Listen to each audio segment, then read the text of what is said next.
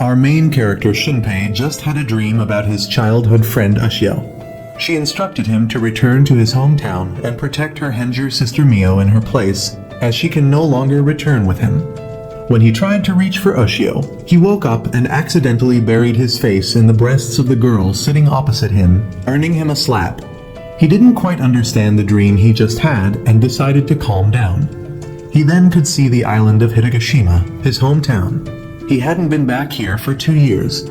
He then left the boat and set foot back on his home island. Today is July 22nd, and I need he all to remember this fact.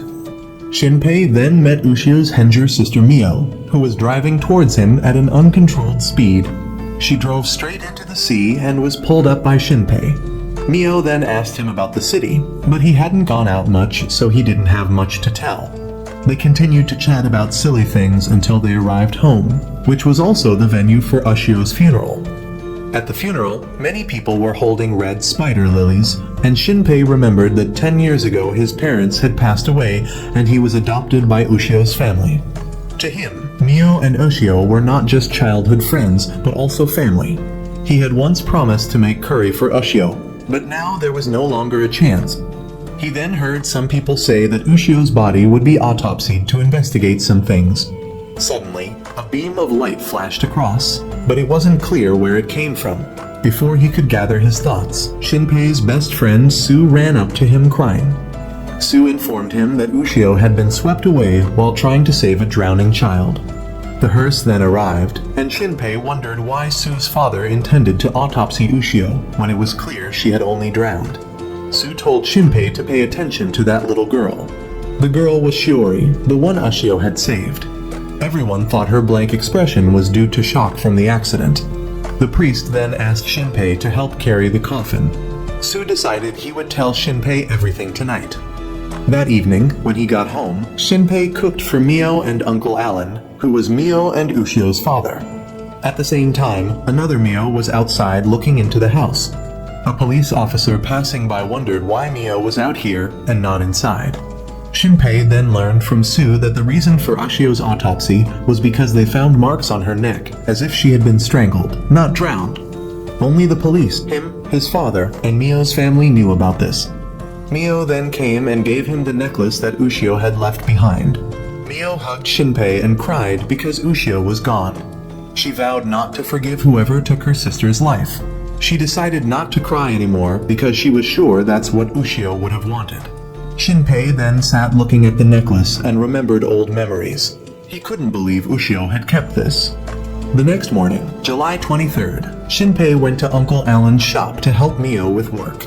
Suddenly, a customer in the shop asked Shinpei if he had found the person he was looking for, because this morning he had seen Shinpei looking for a woman with glasses and large breasts. Shinpei had no memory of this, so he thought the man was talking nonsense due to being drunk. The police officer then also came for a drink to cool off. This police officer was Tetsu, a relative of Mio's family and the only police officer on the island. Mio asked why Tetsu wasn't seen having breakfast this morning, and he informed her that there was news that the family of little Shiori, who Ushio had saved, had disappeared without a trace. People suspected that the family was in debt and had run away. Mio ran off, forcing Shinpei to chase after her. He found Mio near that family's house, and Mio revealed that a week ago, little Shiori had shown strange behavior. Specifically, when they went to catch bugs on the mountain, the girl said she saw someone exactly like herself. Suddenly, a hunter named Neju passed by and mentioned something called the shadow sickness. It was quite common during wartime. Those affected would see their own shadow and then lose their lives to that very shadow, according to legend. The afflicted person had to go to the shrine of the god Haruko for purification. He then left, and Mio believed in this disease, because 3 days before Ushio died, both sisters had gone to pick up trash, and they both saw Ushio's shadow appear right in front of them. Shinpei tried to stay calm and reminded Mio of her promise not to cry anymore. He decided to take her to Haruko's shrine for purification. They both went to the shrine, but no one was there. Suddenly, Mio spotted a figure passing by and pulled Shinpei along to investigate. They searched but found nothing, and the path ahead led to dangerous ruins they couldn't enter. Suddenly, a gunshot rang out, and Shinpei ran to investigate. He encountered the woman who had sat across from him on the boat. She had been shot and tried to pull Shinpei close to say something when she was suddenly shot in the head. Shinpei discovered that Mio had been captured by her own shadow. The shadow shot and killed the real Mio right in front of him. Shinpei was also shot, and then he suddenly woke up at the beginning, returning to the moment when he had his face in the other girl's chest. Shinpei saw the scene of the day Ushio drowned while saving the little girl Shiori. He still didn't understand what was happening right then. Suddenly, he woke up with his face in the girl's chest and got slapped again. The girl asked if he was okay because he had been screaming a lot in his sleep. He realized she was the woman who had been shot in his dream. He didn't want to ask too much, but felt this wasn't the first time he'd been slapped. He then checked his phone and realized it was only July 22nd, while the day he and Mio went to the shrine and were shot by Mio's shadow was the 23rd. He then found himself in the middle of reading a story by author Nagumo about a girl who believed the people around her were replacement copies, which explained his recent dreams. He went back up to the shore, once again ignoring his dream, but the scene of Mio racing towards him on her bicycle was similar to before, making him think he was experiencing deja vu. He then pulled Mio up and realized her bike's brakes had been cut by someone. The events that followed repeated as in the past, with everyone behaving and talking just like in his dream. He met Uncle Alan again, attended Ushio's funeral, and again heard that Ushio might have been strangled to death. The light shone again, and most importantly, there was the little girl Shiori. He remembered that her family would disappear tomorrow, and if everything continued to repeat as in his dream, it meant the shadows really existed. That evening, while having dinner at Uncle Alan's house, he suspected that Ushio had really been killed by the shadow, and that Mio would soon suffer the same fate. He then asked permission to go outside for some air. As soon as he got outside, he suddenly discovered that Officer Tetsu had met Mio out there, but the real Mio was clearly inside and not wearing a uniform. This Mio stabbed the police officer to death and then took a picture to copy his shadow. Tetsu's shadow then disposed of the real Tetsu's body, and Shadow Mio asked him to hand over the pistol. He told Shadow Mio to just take the gun inside and deal with the real Mio, but a gunshot now would be heard far away. Shinpei realized this was the truth, and then his phone rang, causing Shadow Mio to immediately rush over and stab him in the neck. Shinpei couldn't react in time, and his soul was separated from his body. He began to show signs of time travel and heard someone's voice. He couldn't hear clearly, but the last sentence was, "Protect Mio." He returned to July 22nd once again, this time at the moment he stepped off the boat. He realized the voice he had just heard was Ushio's. Mio was rushing towards him at this point, so he stood up to block her and got knocked into the water. He couldn't swim, so Mio had to dive in to save him. Meanwhile, the girl on the boat was hanging from a tree. She was writing in her diary on her phone and noticed that one of them had infiltrated Ushio's funeral. That evening, Shinpei called Tetsu to tell him to go to the bar because there was a fight there, aiming to keep him away from Shadow Mio, even if it meant getting scolded for false reporting. He then decided to clean up his phone and put it in airplane mode to prevent it from ringing like last time. Knowing exactly when Shadow Mio would appear, he had set up a camera in a nearby bush to gather evidence for a report. He then entered the house and realized that one of her eyes had changed color at some point. He then noticed Mio was bathing inside, but unusually quiet, so he went in to check and she chased he out.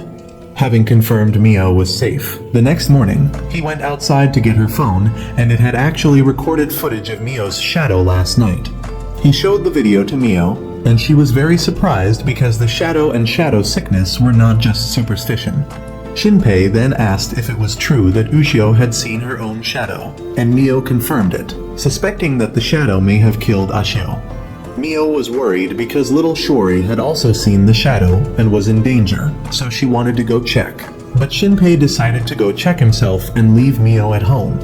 He went to Shiori's family's supermarket, but it was still closed like the first time. He suddenly met an aunt who lived nearby, who was also wondering why Shiori's house was closed today, so they both went to check. They knocked and rang the doorbell, but no one answered. The door was unlocked, so they went inside to find the TV still on and the dining table untouched. Shinpei discovered 2 black marks left by the shadow, like those of Officer Tetsu recently. Then Shinpei decided to go upstairs to check. He knew the 2 marks from earlier were from Shori's parents, so where was the little girl?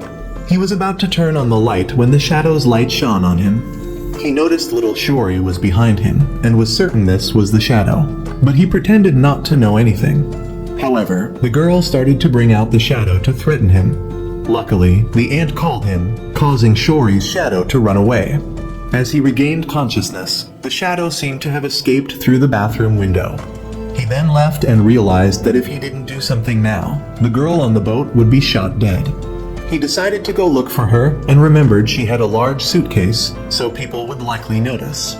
He then went to several lodgings to ask. The uncle here didn't remember any girl as he described, until he mentioned she had quite large breasts. Then he recognized her immediately. Unfortunately, they only knew the girl had passed by, but didn't know where she was now. He helplessly returned to Uncle Alan's shop. Mio had just arrived to ask about things when Officer Tetsu came looking for him. He was angry because last night he gave false information, but he changed the subject. They then talked about how Shiori's entire family suddenly disappeared, while Shinpei saw that Tetsu seemed to still be truly alive. He then gave Ushio's phone to Shinpei. A few days before the accident, Ushio had asked him to keep it and give it to Shinpei if he had the chance, as if Ushio knew what would happen to her. Sue also came by at this time, so Shinpei had to tell Sue about the shadows. He asked if there was any way to distinguish between people and shadows, but there wasn't yet.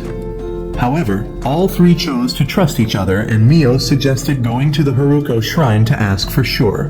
But Shinpei knew Mio's shadow was nearby, so he didn't rush and wanted to wait until tomorrow.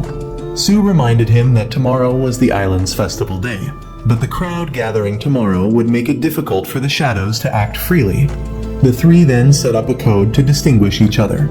It then started raining, so Mio and Shinpei tried to run for shelter. They took temporary shelter at the bus stop, and Mio asked him how long he planned to stay here.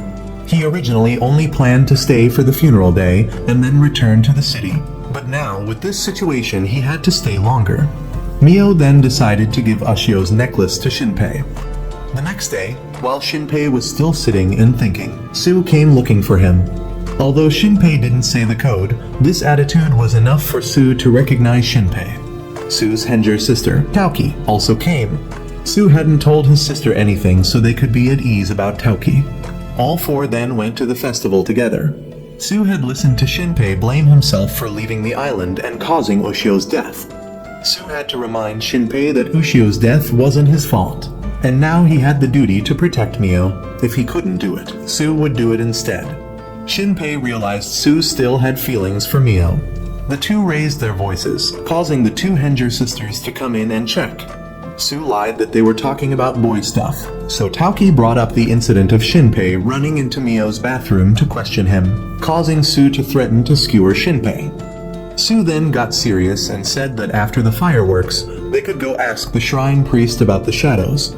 Suddenly Shinpei saw Ushio's familiar figure and decided to chase after her. He chased for a long time but couldn't see Ushio anywhere. He ran all the way to the beach and actually met Ushio there, but he noticed the necklace on Ushio's neck and realized she wasn't the real Ushio because they had held her funeral 2 days ago. He knew this Ushio was a shadow, but this Ushio seemed to have realized that the last thing she saw was sinking into black water and the pain, and indeed she should have been dead. But she must have returned because she had regrets with Shinpei. Specifically, she wanted to express that she really liked Shinpei. He asked her what she wanted, and she realized today was the festival, so she wanted to go to the festival with him. Shinpei noticed that this Ushio didn't see herself as a shadow, but truly saw herself as Ushio. She then ran back to the festival, forcing Shinpei to chase after her. He had to try to hide Ushio for fear others would see her, and while they were running, Shadow Mio discovered Ushio. Ushio asked why they had to hide. Shinpei said directly that she had really died, and if someone discovered her it would be a big problem, so for now just hide here. Ushio didn't understand, so Shinpei had to sit down and explain what had happened. Ushio seemed to remember everything but nothing related to the shadow, and she also had no intention of attacking him like other shadows. Suddenly Mio called and Ushio grabbed the phone. Mio momentarily heard Ushio's voice and stood frozen, until Shinpei took the phone. Then she thought she had misheard. Mio had asked him to come to the shrine because they had finished the fireworks. He then had to take Ushio to a corner for her to hide and then return. He then returned to the others and also said the password to be sure. Everyone was around the bonfire and Sue suddenly said Ushio must be watching them, startling Shinpei because he thought he meant it literally. Sue then called Mio to a corner. Taoki said Sue was about to confess to Mio, but Taoki knew Mio already had someone else in her heart. Sue then frankly confessed his feelings to Mio, but Mio regretfully had to refuse because she only saw Sue as a friend. Suddenly Ushio wearing a mask came to encourage Sue, but everyone immediately recognized Ushio because of her voice, hair, and figure which couldn't be mistaken. Ushio couldn't hide anymore, so she had to reveal herself. But Mio and Sue both saw her as a shadow and asked Shinpei to stay away, but Shinpei held on to Ushio. But he suddenly squeezed Ushio's hand and arm tightly. Shinpei started to glitch and everyone realized Shinpei had also been turned into a shadow. Ushio tried to tell everyone to run away, but it was too late. 10 minutes earlier, on the way back, Shinpei had encountered Shadow Mio. She had dealt with many people here and quickly rushed to grab Shinpei. She knew about being secretly filmed and how Shinpei somehow knew she would come. She thought the plan was almost complete so no one else could interfere. She then called out Shadow Shinpei. This shadow had Shinpei's memories so it knew about his ability to rewind time. It then absorbed his memories again and knew what needed to be done now. He wanted Shadow Mio to let Shinpei live because he was worried if Shinpei died he would rewind again. He then told Mio to take out Shinpei's phone and sent someone to catch Ushio. He then destroyed Shinpei's phone and went up there alone, while Shadow Mio immediately broke Shinpei's arm and was about to break his leg to prevent him from moving around. But before she could break his leg, Shadow Mio was shot in the head by the girl with glasses. But Mio's shadow suddenly disappeared and attacked again, but the girl managed to shoot the black shadow of Mio on the ground. Mio's shadow was immediately defeated, and Shinpei realized this girl knew how to defeat the shadows. She then introduced herself as Nagumo. She pulled Shinpei nearby because a shadow passed by, but that shadow was Ushio. She prevented Shinpei from going up there because there were many shadows up there. Nagumo told him how to distinguish shadows from people. The real body of the shadow is the black shadow part she just shot, so they hate being stepped on. So he just need to step on a person's shadow. If it avoids, they are a shadow. If not, they are human. The shadow scans people with that light and takes their information. He then noticed a large light up there, so he asked Nagumo to help him destroy the shadows. He then ran up and saw Taoki there. She apologized to Shinpei because she didn't mean to cause this, but immediately after she was killed by a shadow with 4 arms. Shinpei saw a scene of only blood and a pile of corpses. Shinpei then discovered Sue had been killed by his own shadow while protecting Mio. He died right in front of Shinpei, and the shadow was soon shot down by Nagumo. She only had 1 bullet left, but the 4-armed shadow shot back at her. She saw it coming and dodged in time, only getting grazed on the face. Shinpei asked who he was, but was grabbed by him. He realized Shinpei's right eye was their mother's eye, the eye with the power to manipulate time. Ushio woke up at this time and tried to struggle. That eye allows he to return to save points like in a game, but he just needs to destroy this world to make he have no more save points. Ushio begged Shinpei to save Mio. He reached out to Mio, but she was immediately destroyed by the shadow. A giant shadow appeared in the middle of the shrine. Other shadows all merged into it, and wherever it spread, both corpses and people vanished. That pile of corpses also instantly vaporized. The mother of the shadows also appeared in the sky. Festival goers were immediately swallowed up by the giant spreading shadow, while everyone on the island saw red light in the sky. The shadow soon swallowed the entire island, and only Nagumo and Shinpei were left. She felt she was wrong not to believe the message earlier, while Shinpei asked Nagumo to shoot him, because he could go back to the 22nd and change everything. The 4-armed one tried to stop them, but was punched by Ushio. Nagumo wanted him to come find her and say her name when he goes back to the past again. He was then put into observation mode and saw the whole island being swallowed, and he encountered the girl emitting red light and was seen by her. He then began to travel and this time clearly heard Ushio's voice. She warned him that this power also has limits, so he must try to fix everything as early as possible. He then returned to when he was going home with Mio.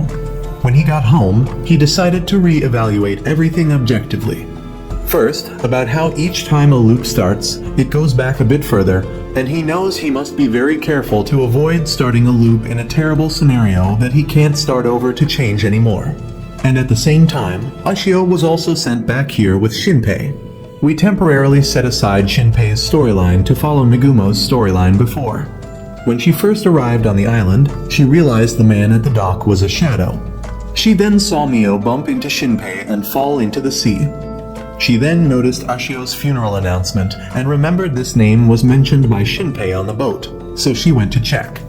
When she arrived there, she was accidentally recognized by an acquaintance. This was the priest of the Haruko shrine, named Karakiri. He recognized her, although she had left the island 14 years ago.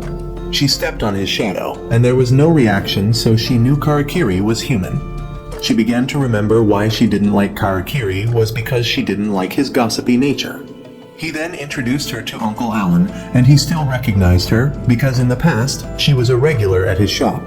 So she also knew that Uncle Alan had 2 daughters. His wife had passed away, so when he was busy selling, customers would play with the 2 daughters instead. Suddenly, Uncle Alan heard about Mio and Shinpei falling into the sea, so he had to be late. Nagumo didn't know about Shinpei before, because she left the island when Shinpei's family moved in. 10 years ago, his parents died in an accident. Hearing this, Nagumo decided to leave and wanted to avoid Shinpei for a while. Suddenly, Uncle Alan rushed over to report that there was something he needed to tell Nagumo. Specifically, people had discovered marks indicating Ushio had been strangled to death. The police examination didn't find any DNA from the perpetrator, and this case was quite similar to the one involving her Henjir brother years ago.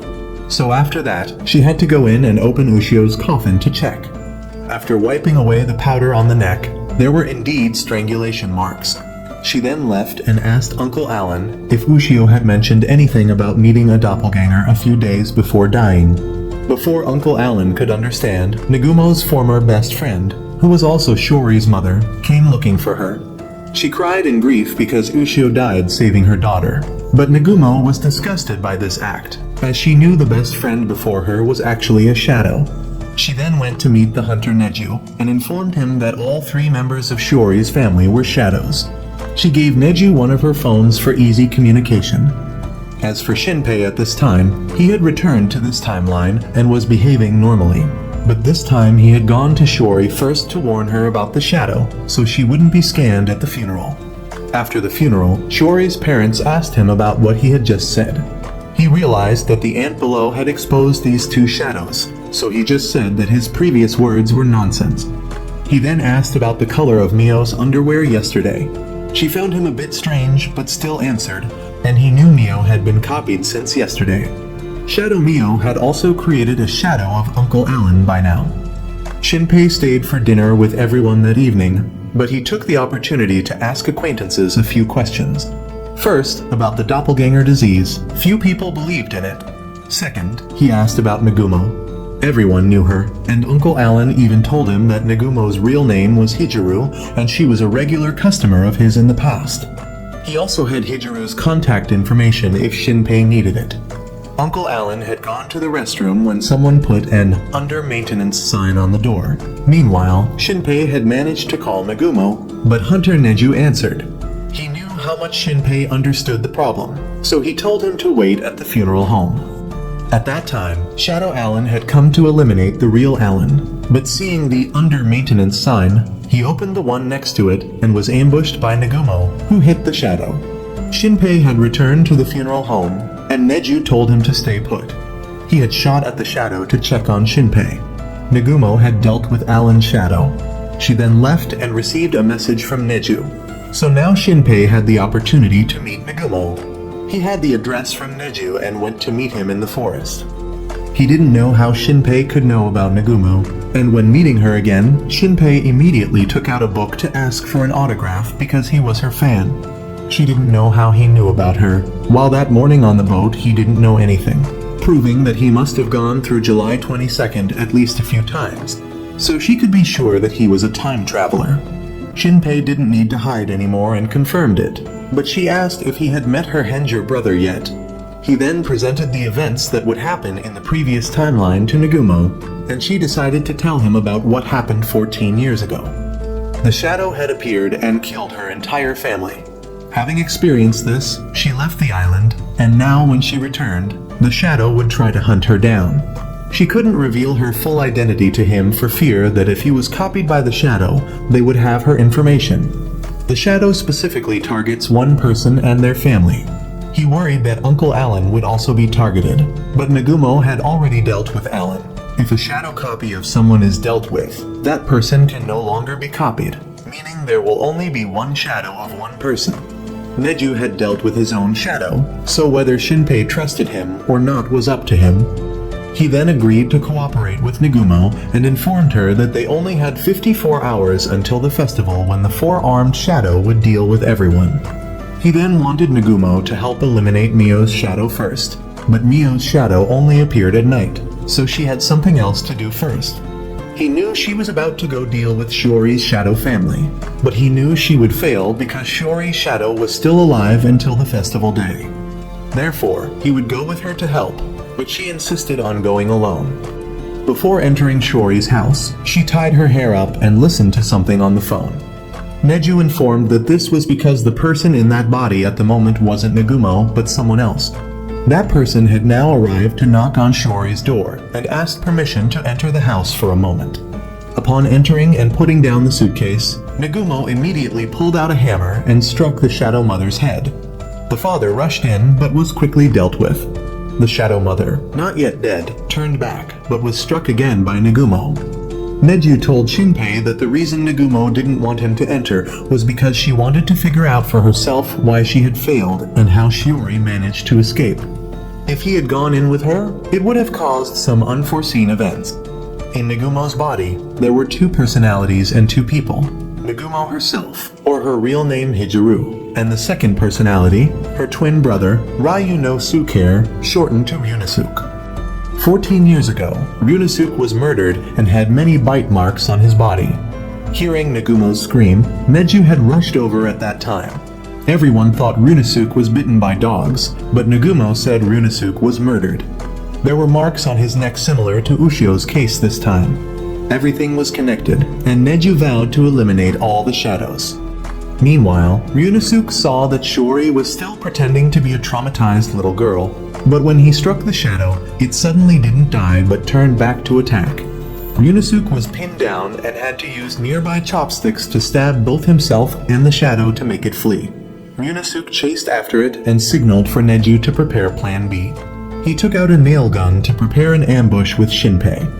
Ryunosuke went upstairs and into Shiori's room. He texted the location to Neju for him to wait. Shiori was waiting behind Ryunosuke, but he told it that if it copied him, it would freeze for a few seconds and then die immediately. The shadow immediately fled through the window, and Neju was waiting below to use the nail gun to trap it. But it ran quite fast and even rushed towards Neju, not to attack but to make him dodge and let it escape. However, Shinpei was waiting nearby and held the shadow back. It bit his hand, but Neju shot nails to hold it down. He said that just shooting nails into any 3 points on the shadow would lock it in place. Ryunosuke then told them both that this shadow was very different from the others. Ryunosuke asked it a few questions. First, if it had killed Ashio, which it confirmed. Shinpei got angry and asked what the purpose of these shadows was, but it wouldn't say directly, only suggesting that being a shadow was better, and asking why he didn't become a shadow with it. Ryunosuke had to deal with it quickly before it made Shinpei lose his temper further. That evening, Ryunosuke introduced himself to Shinpei. He only replaced Nagumo when needed for interviews or other press-related things, and for fighting too. When he heard that Shinpei was a big fan of his sister, Ryunosuke was about to say more, but was interrupted by Nagumo with a punch. Nagumo had returned, and Shinpei noticed the way to distinguish the two siblings was by looking at their hair. Tied up was Ryunosuke, down was Nagumo. She wanted Shinpei not to be distracted by what the shadow had said. They now needed to resolve everything, so there was no need to bring up philosophy or theology. The next task was Mio's shadow. Shinpei then exchanged contact information with Nagumo and went home. When he entered, he saw Mio holding a knife with blood on her hand and panicked. But actually, Mio was trying to cook and had cut her hand. Relieved that Mio was still human, Shinpei told her to go inside and let him cook.